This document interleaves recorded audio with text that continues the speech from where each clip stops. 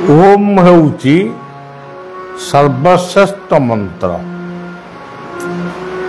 कृष्ण होउचंती अवतारी ओ अवतार। मधुसूदन होउचंती मंगलमय।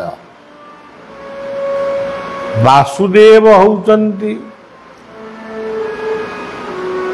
माने मुक्तिर प्रतीक होउचंती वासुदेव। जनार्दन होउचंती जे आमको बंचेई रखिचंती अन्न दान करुचंती। ये मंत्र भी प्राची तटर नयाहाट निकटस्थ मधुसूदन द्वारा अखंड नाम परिणत है। गोटे मायांकर गोटे छोट गप कहूची।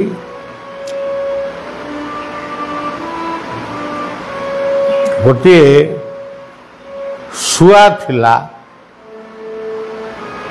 से पूर्वजन्म बहुत पाप अर्जन करितला। एई पाप अर्जन करिथिबा लोकटी गोटे शुआ जन्म पाइला।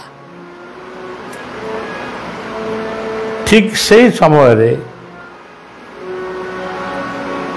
एठी गोटे वेश्यावृत्ति करिथिबा गोटे माटीए से वेश्यावृत्ति कर चलुला।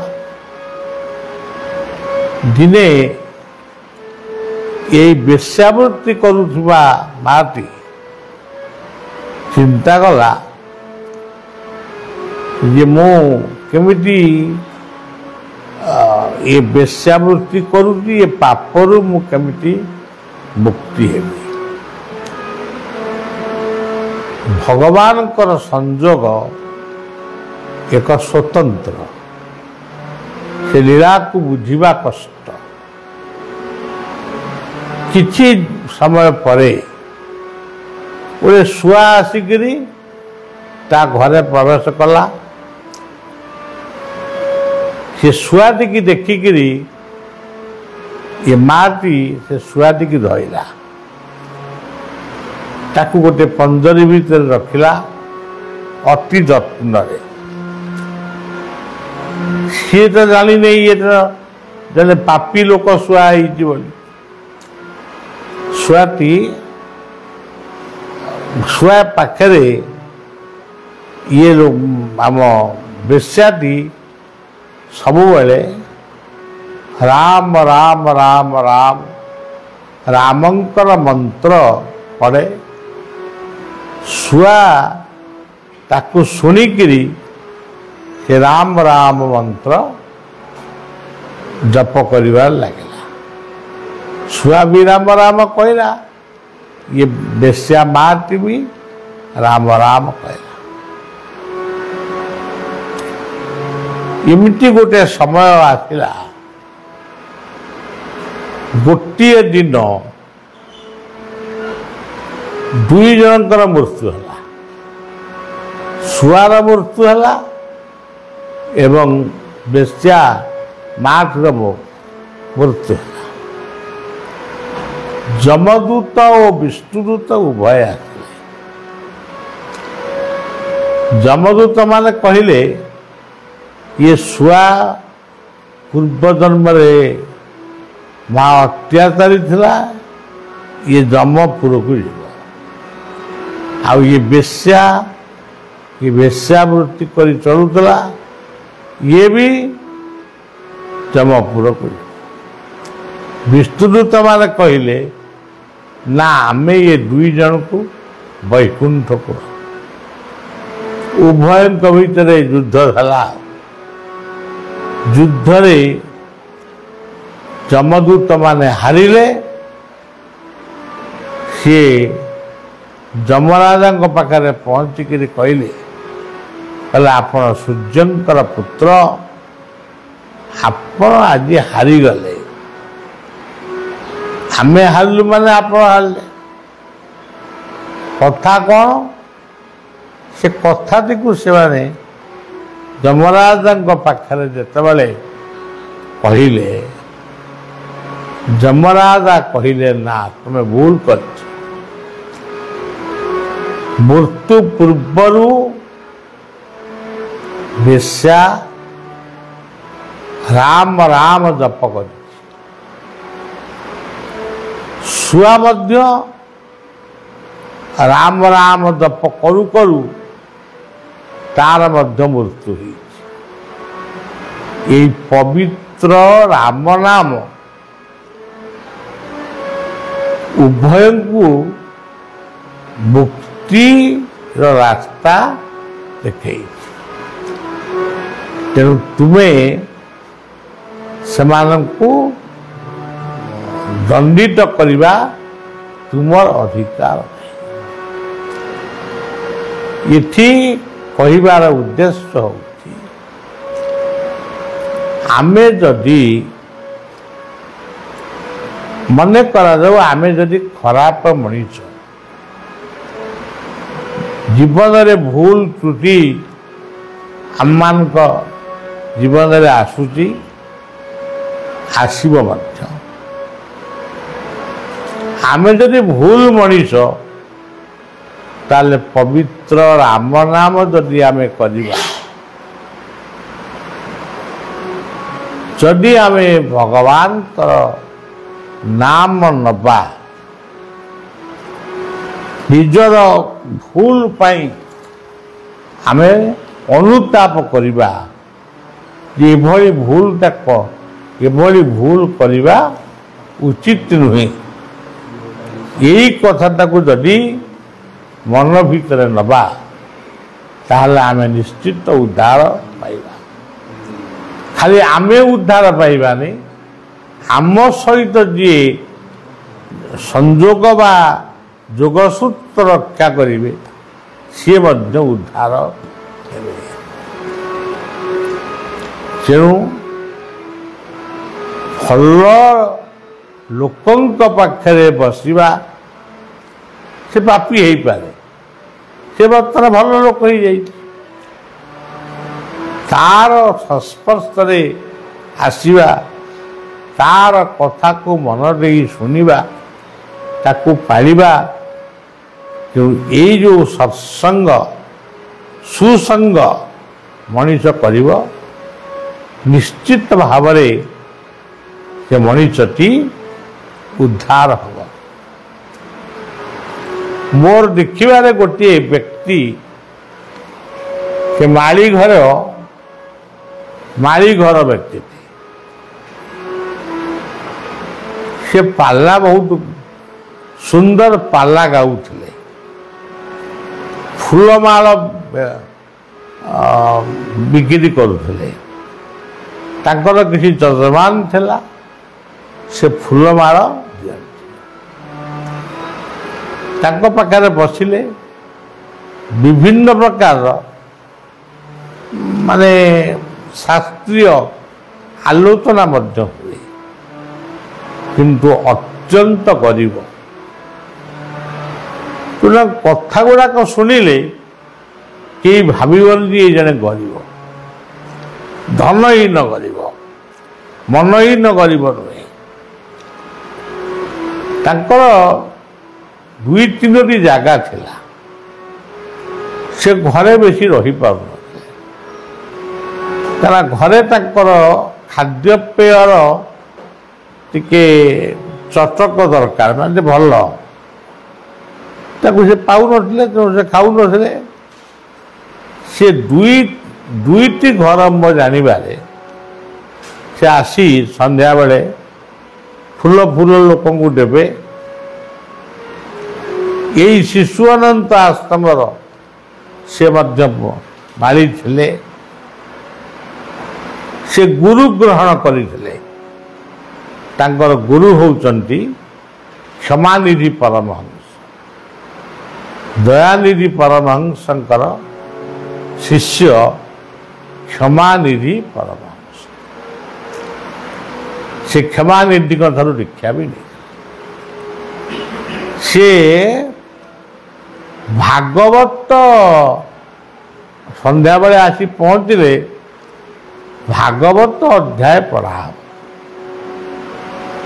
ତାକୁ ସେ ଭଲ ଭାବରେ ବୁଝେଇବେ। ସେ ବୁଝେଇ ପାରନ୍ତି ଆଉ ବୁଝାନ୍ତି ଆଉ। ଭଜନ ଯଦି ଗାଇବେ ସୁନ୍ଦର ଭଜନ ଗାଇବେ। ଏଇଭଳି ତାଙ୍କର ଆଚରଣ ଥିଲା। କିନ୍ତୁ ଭାଗବତ ଏ ପାଖରେ ପଢ଼ା ହେଉଥିବ, ସେ ପାଖରେ ଗୋଟିଏ କୁକୁଡ଼ା ନିଶ୍ଚୟ, ସେତେବେଳେ ବ୍ରଏଲର କୁକୁଡ଼ା ନଥିଲା, ଦେଶୀ କୁକୁଡ଼ାଟିଏ ମରା ହେଇ ଝୋଳ ଟିକେ ହେବ, କୁକୁଡ଼ା ତରକାରୀ, ଭାତ। ଭାଗବତ ପଢ଼ା ସରିବ, ସେ ତାକୁ ଖାଇବେ, ଶୋଇବେ। ଗଞ୍ଜେଇ ବି ଟାଣନ୍ତି। ମୁଁ ଏସବୁ କଥା ଶୁଣି ମୋ ମନ ଭିତରେ ଭାବେ, ଭାଗବତ ପଢ଼ୁଛନ୍ତି, ଆରେ କୁକୁଡ଼ା ଝୋଳ ଖାଉଛନ୍ତି, ଆରେ ଗଞ୍ଜେଇ ଟାଣୁଛନ୍ତି। ଇଏ ଲୋକଟି ବଡ଼ ଅଦ୍ଭୁତ ଲୋକ। କିନ୍ତୁ ଏଭଳି ଏକ ସମୟ ଆସିଲା, ତାଙ୍କର ଗୁରୁ ହେଉଛନ୍ତି ଅବଧୂତ ସମ୍ପ୍ରଦାୟ। ତାଙ୍କର ଆମିଷ ଖାଇବାର ବିଧି ଅଛି। ଏ ପାଖରେ ଆମିଷ ଖାଉଛନ୍ତି, ଗଞ୍ଜେଇ ବି ଟାଣୁଛନ୍ତି। ଗଞ୍ଜେଇ ଟାଣୁଛନ୍ତି ଭଜନ ଗାଇବେ ବୋଲି, ଗଞ୍ଜେଇ ଟାଣୁଛନ୍ତି ଭାଗବତକୁ ମନ ଦେଇ ଶୁଣିବେ ବୋଲି। ତା ଭିତରେ ତାଙ୍କର କ'ଣ ମାନେ ଗୁରୁ ପ୍ରୀତି ବା ଭାଗବତ ପ୍ରୀତି ବା ଭଗବତ ପ୍ରୀତି ଜନ୍ମ ନେଲା। ଅତି ସୁନ୍ଦର ଭାବରେ ତାଙ୍କର ଜୀବନ ଦୀପ ଲିଭିଗଲା। ତାଙ୍କୁ ମନେ ମନେ ବଳିଆ ଭାବେ ଯେ ଆମେ ଯେଉଁ ଖାଦ୍ୟପେୟକୁ ଗୁରୁତ୍ୱ ଦେଉଛେ, ଖାଦ୍ୟପେୟର ପ୍ରଭାବ ଅଛି। ଯେଉଁ ଜୀବ ହିଂସା କରିବା ଇଏ ଭୁଲ। କିନ୍ତୁ ଜୀବ ଚାହୁଁଛି ଯେ ମୋତେ ମାରିକିରି ତୁମେ ମୋ ମାଂସ ଖାଅ, ଖାଇଲେ ମୁଁ କେମିତି ଉଦ୍ଧାର ହେବି? ତମେ ଯଦି ମୋ ମାଂସ ଖାଇବନି, ଜୀବ ମାରିଣ ମାଂସ ଖାଇ ସେ ଜୀବ କୃତାର୍ଥ ଲାଭ। ତମେ ମୋତେ ମୋର ମାଂସ ଖାଇଲେ ମୁଁ ଉଦ୍ଧାର ହେବି। ତୁମେ ତମର ପାପକୁ ନରକରେ ପଡ଼ିବ କି ପାପରେ ପଡ଼ିବ ସେ କଥା ମୁଁ ଜାଣେ ନା। କିନ୍ତୁ ହେ ମଣିଷ, ତମେ ମୋତେ ଉଦ୍ଧାର କର। ତେଣୁ ଭଗବାନଙ୍କର ଏଇ ଯେଉଁ ସମ୍ବିଧାନ, ସେ ଏତେ ବିରାଟ, ତାକୁ କେଉଁ ଗୋଟାକ ଭୁଲ କେଉଁ ଗୋଟାକ ଠିକ୍ ଆମେ କହିପାରିବାନି। ଆମେ ଗୋଟିଏ ପଟ କହିବା, ତମେ ଜୀବ ମାରୁଛ, ତମେ ଅପରାଧ। ଯେଉଁ ଜୀବଟିକି ତମେ ମାରିଲ, ତମକୁ ସେଇ ଜୀବଟି ଆଗରୁ ମାରିଥିଲା। ଯଦି ମାରିଥିବ, ତମେ ସେ ଜୀବଟିକି ଏବେ ମାରିଲ, ଆଉ ତ ପାପ ରହିଲା କୋଉଠି? ତେଣୁ ଇଏ ଭଗବାନଙ୍କର ଇଏ ବିରାଟ ସମ୍ବିଧାନକୁ ଆମ ଅଳ୍ପାୟୁଷ ମଣିଷମାନେ ରିସର୍ଚ୍ଚ ଖାଲି କରୁଛନ୍ତି। କିଏ କହୁଛି ଆମିଷ ଖାଅ, କିଏ କହୁଛି ଆମିଷ ଖାଅ, କିଏ କହୁଛି ପିଆଜ ରସୁଣ ଖାଅ ନା। କିଏ ଆରେ ପିଆଜ ରସୁଣ କ'ଣ ଦୋଷ କଲା? ତେଣୁ ଯେଉଁମାନେ ପିଆଜ ରସୁଣ ଖାଇଛନ୍ତି ସେମାନେ ତ ବଡ଼ ବଡ଼ ମହାପୁରୁଷ ହେଇପାରିଛନ୍ତି। ତେଣୁ ଆମ ଗୁରୁ ଆମକୁ ଯାହା ଶିକ୍ଷା ଦେଇଛନ୍ତି ଆମେ ତାକୁ ପାଳନ କରିବା। ତାର ଅର୍ଥ ନୁହେଁ ଏଇଟା ଭୁଲ ସେଇଟା ଠିକ୍, ସେ କଥା ବିଚାର କରିବାର ଶକ୍ତି ଆମର ନାହିଁ, ସାମର୍ଥ୍ୟ ମଧ୍ୟ ନାହିଁ। ତେଣୁ ଭୁଲ ଓ ଠିକ୍ର ବିଚାର ଯିଏ କରନ୍ତି ତାଙ୍କ ସହିତ ଆମର କି କାହାର ଦେଖା ବି ହୁଏନି।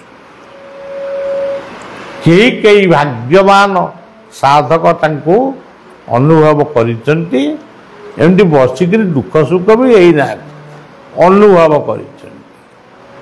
ତେଣୁ ଶେଷର ଭାଗବତର ସେଇ ଶେଷ କଥା, ଜୀବର ଗତି ଅନୁଭବ ଉଦ୍ଧବେ କହିଲେ ବାରବ। ରାମକୃଷ୍ଣ ମିଶନ ପୃଥିବୀର 1 ନମ୍ବର ମିଶନ। ସେମାନେ ଆମିଷ ଖାଆନ୍ତି। ଦୟାନିଧି ପରମହଂସ ଆମିଷ ଖାଆନ୍ତି। କ୍ଷମାନିଧି ପରମହଂସ ଆମିଷ ଖାଆନ୍ତି। ଯଶୋବନ୍ତ ଅଧିକାରୀ, କ୍ଷେତ୍ରମୋହନ ଏମାନେ ସମସ୍ତେ ଆମିଷ ଖାଆନ୍ତି। ଏଇଭଳି ଭାବରେ ଆସାମର ଶଙ୍କରଦେବ ବୈଷ୍ଣବୀୟ ତତ୍ତ୍ୱରେ ରହିକି ମଧ୍ୟ ସେମାନେ ଆମିଷ ଖାଆନ୍ତି। ପିଆଜ ରସୁଣ ଦକ୍ଷିଣ ଭାରତର ଅନେକ ମହାପୁରୁଷଙ୍କ ଆଶ୍ରମରେ ପିଆଜ ରସୁଣ ଆମିଷ ଖାଆନ୍ତି। ଏଠି ଅନେକ ଗୁରୁକ୍ଷେତ୍ର ରହିଛି, ପିଆଜ ରସୁଣ ସୁଦ୍ଧା ବନ୍ଦ। ତେବେ କେଉଁଟା ଠିକ୍ କେଉଁଟା ଭୁଲ ସେଇ ପ୍ରଭୁଙ୍କ ପାଦପଦ୍ମରେ ସମର୍ପଣ କରି ବଳିଆ ନିଜକୁ ସେଇ ଗୁରୁ କିଙ୍କର ପ୍ରଭୁ କିଙ୍କର ହେଇ ରହିଛି।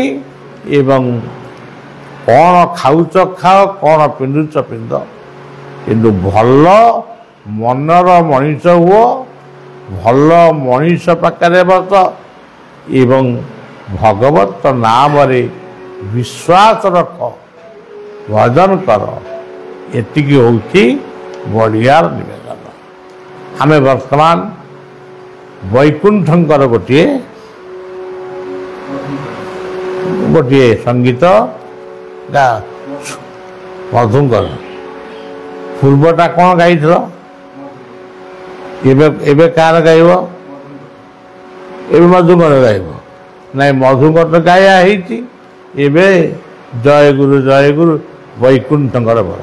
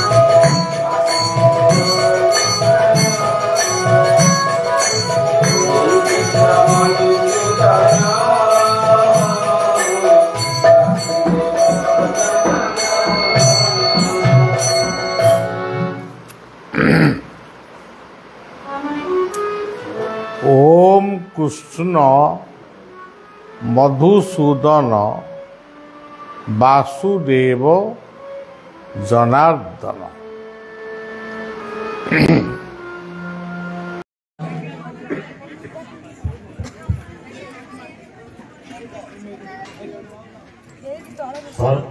सर्वमंगलमंगले शिवे सर्वार्थ साधिके शरण्ये त्र्यंबके गौरी नारायणी नमस्तुते। शरणागत दिनार्थ परित्राणपरायणी सर्वस्यार्ति हरे देवी नारायणी नमस्तुते। ओम ऐं ह्रीं क्लीं चामुण्डायै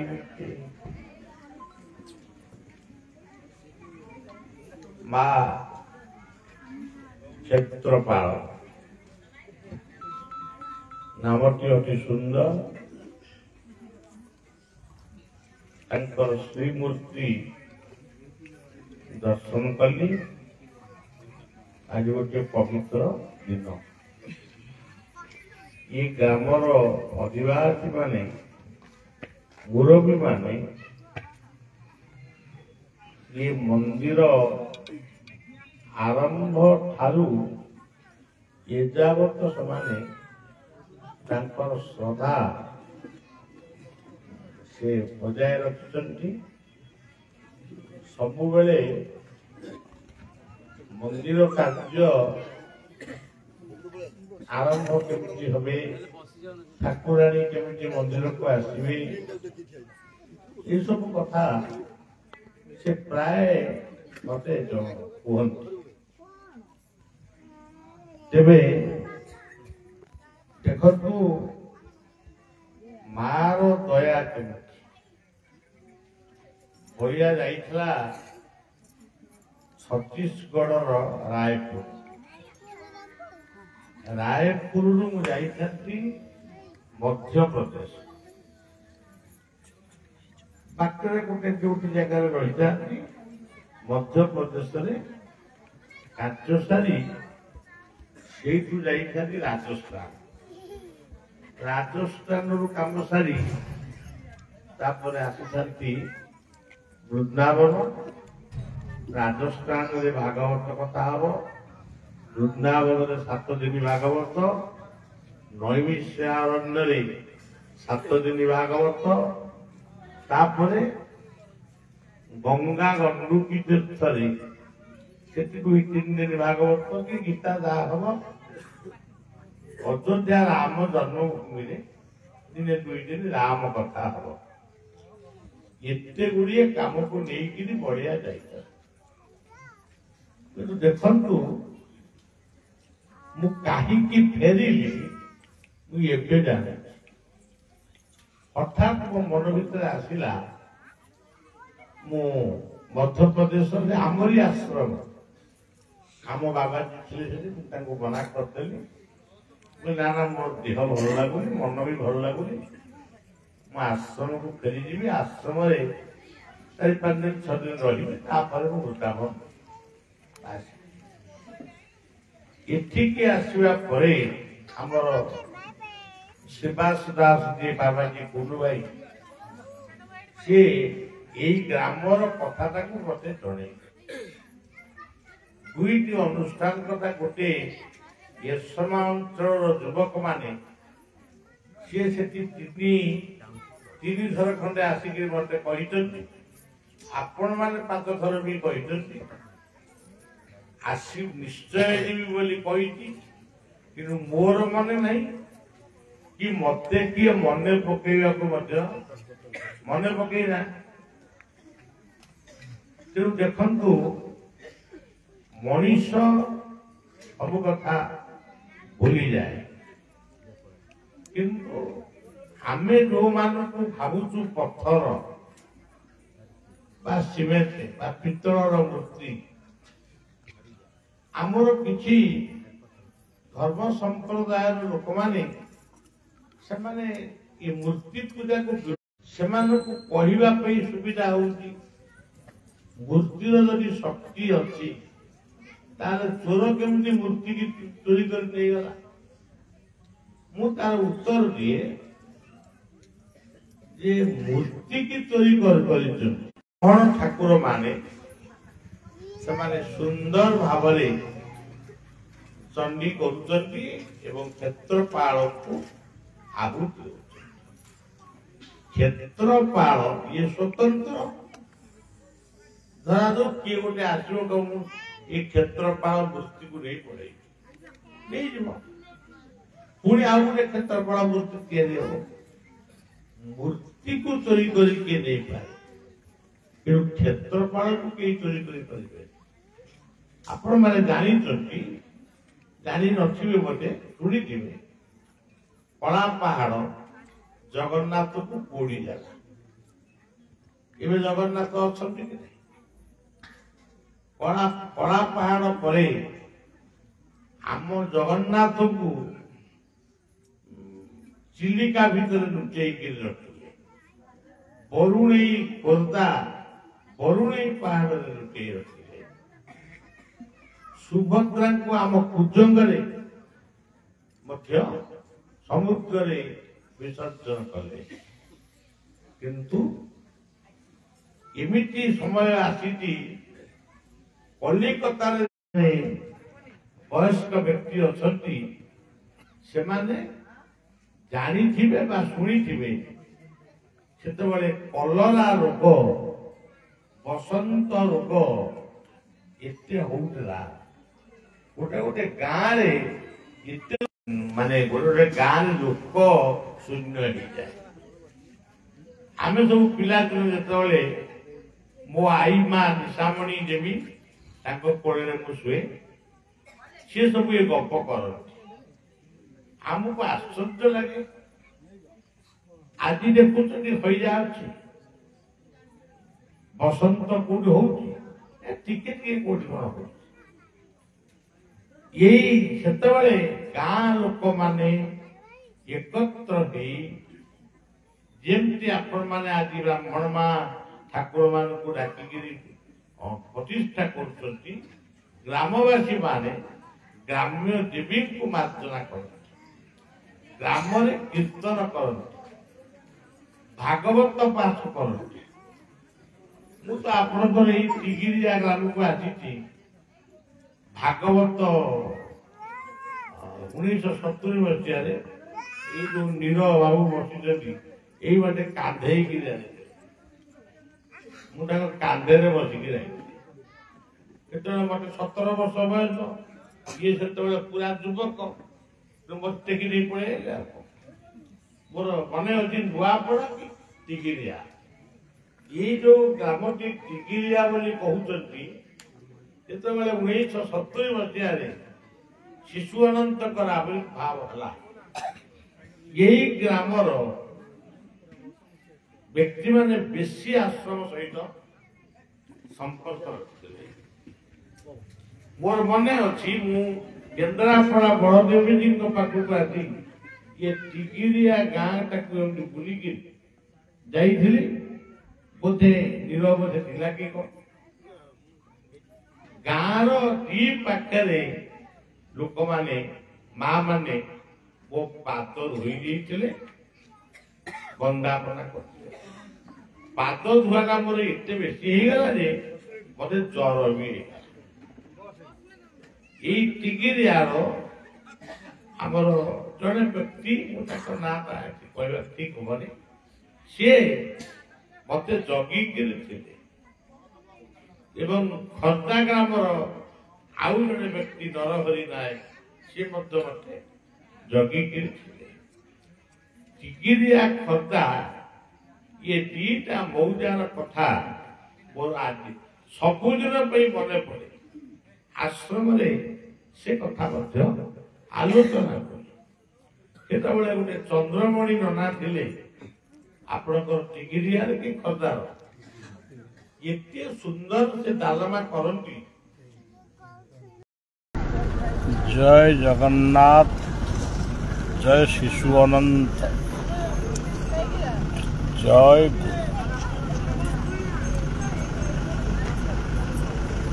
बलिया रायपुर तेलुगु समाज रे दुईटी दिन कार्यक्रम शेष करी वृंदावे नर्मदा जीवार कथा थिला, किंतु नर्मदा गली नहीं। से प्रोग्राम सब बातिल कराला। चिदानंद ब्रह्मचारी गले राजस्थान आश्रम उद्घाटन करने से 3 दिन भागवत कहे बढ़िया फेरी आसला आश्रम। मोर कहीं इच्छा है मु आश्रम को फेरी आश्रम 4-5 दिन रही सिद्धांत करी केमी कौन वृंदावन में मत पहुँचा हम। वृंदावन से भागवत 7 दिन कुए, 5 दिन कुए, 4 दिन कुए, 3 दिन कुए, तापर नैमिषारण्य तापर अयोध्या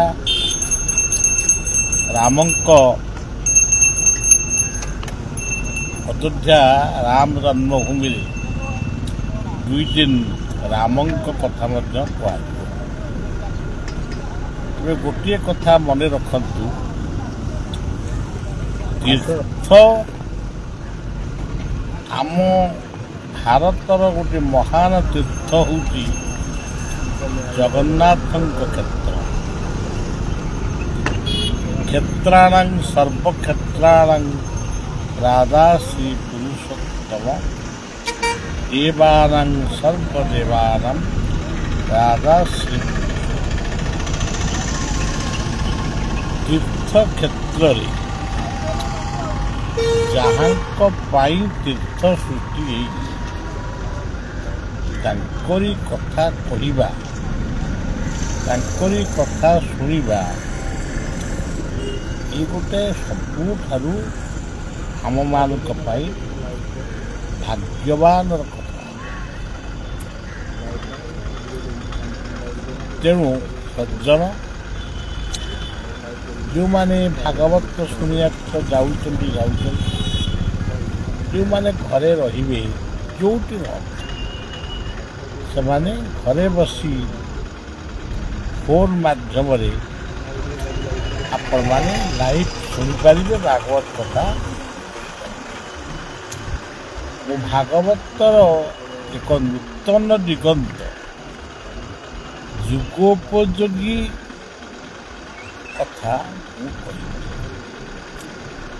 तेरे घरे घरे वृंदावन सृष्टि करंतु, बाड़ी बगीचार गछ लगातु, प्रत्येक घरे सप्ताह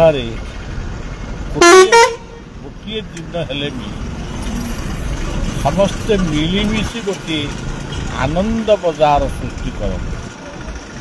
जगन्नाथ को आनंद बजार कथा को केवल आम उदाहरण देले हम नहीं, घरे घरे आनंद बजार सृष्टि हो। घरे घरे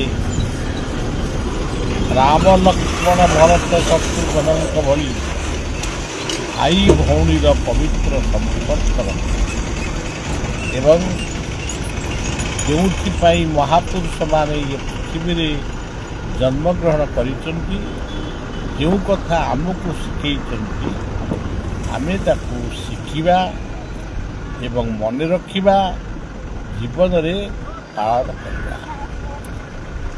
ଜୀବନ ହେଉଛି ସ୍ୱପ୍ନ ଭଳି, ଆଜି ଅଛି କାଲି କି ନାହିଁ, ରହିବ କି ନା ଆମେ କହିପାରିବାନି। ଗୀତା ସେଥିପାଇଁ ଜୀବନକୁ ଅସ୍ୱସ୍ଥ ବୃକ୍ଷ ବୋଲି କହିଛନ୍ତି। ତେଣୁ ଇଏ ଅନନ୍ତ କାଳ ପର୍ଯ୍ୟନ୍ତ ଥୟ, ପୁଣି ଆସନ୍ତା କାଲିକି ରହିବ କି ନାହିଁ ସନ୍ଦେହ।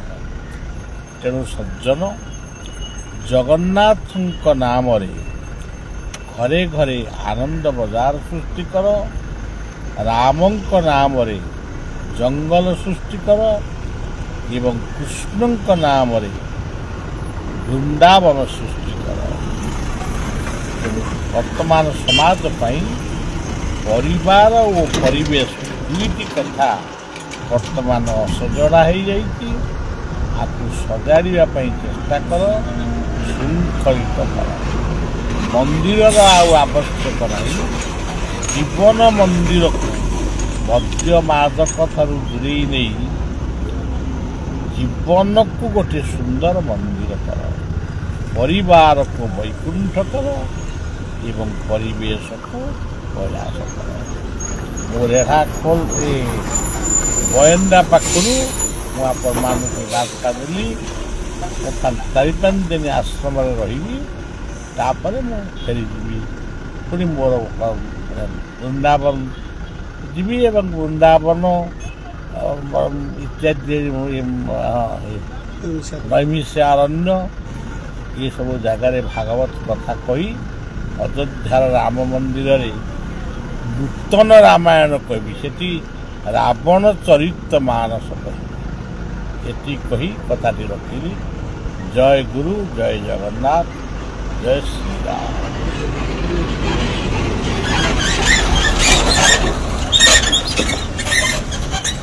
Right.